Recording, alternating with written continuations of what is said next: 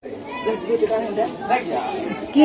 चलो ठीक है, सुनो बताओ ध्यान इधर देखो रे सभी सुना था हल्ला नहीं करोगे।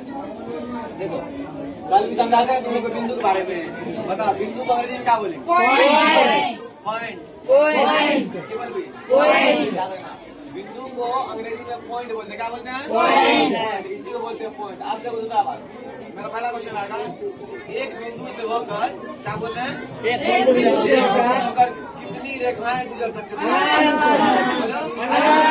एक बिंदु से होकर कितनी रेखाएं गुजर सकती है? जैसा आप तुम फोटो में देखो, एक बिंदु है, इस बिंदु से क्या लाइन गुजर रहा है? याद रहेगा। और दूसरी बात, अगर कभी ऐसा होता है कि एक जो बिंदु है वही उसका शुरुआती पॉइंट भी है और वही उसका लास्ट पॉइंट भी है। बात समझ रहा है? मतलब उसका डिस्टेंस 0 है। कितना 0? डिस्टेंस क्या उसका? 0। यानी कि अगर कभी भी दो बिंदु मान लो और दोनों बिंदु का डिस्टेंस 0 होता है तो उस स्थिति में उसको बोलते हैं संपाती। क्या बोलते हैं? यानी कि प्रारंभिक बिंदु भी और अंतिम बिंदु भी एक ही जगह पर हो, उसको बोलते हैं संपाती। क्या बोलते हैं? क्या बोलेंगे? याद रहेगा।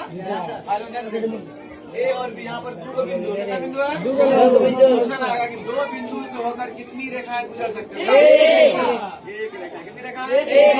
दो बिंदुओं से होकर कितनी रेखा गुजर सकती है? याद रहेगा।